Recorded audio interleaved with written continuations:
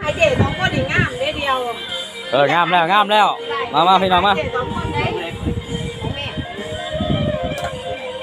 มันเจ๊มันทายเจ๊ชัดเพราะว่าเจ๊เพิ่นเรียกน้องมือเนาะเจ๊ใหญ่ใจดีเลยมือจะหน่อยเพราะว่าปัญญาควาย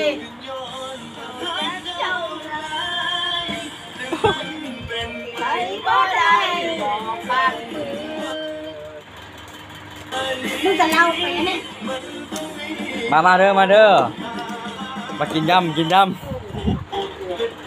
หรือสิอยู่ไก่หรือไก่มาน้ำกินน้ำกันพี่น้องหรือสิไปอยู่หมู่ใดก็มากินบางสมองมันปัญญาควายโทรศัพท์ดิเฉย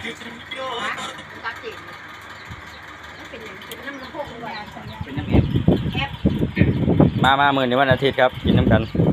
ไปสู่ทุกคนเนาะหรือติดต่างประเทศหรือที่กินน้ำกันพี่น้อง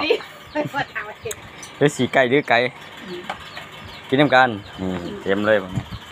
เจ๊เพิ่นประเทศไปกินนะครับมื้อนี้เจ๊น้อยถือหวยเพราะว่าเจ๊เพิ่นถือเลขเนาะมื้อนี้เนาะเต็มเลย40,000เดี๋ยวเจ๊เพิ่นถือเลขเด้บ่เคยซื้อหลายปานนี้เจ๊ซื้อแต่50 บาทเนาะแม่นต้องวันนี้ซื้อหลอดซื้อหลายเพราะว่าเพิ่นถือเลขเพิ่นเจ๊เพิ่นเลี้ยงเด้ครับเอ้ยตัวสอนอยู่ว่าบ่เคยซื้อดีนะจ๊ะเห็นบ่ไล่ก็ดังไอ้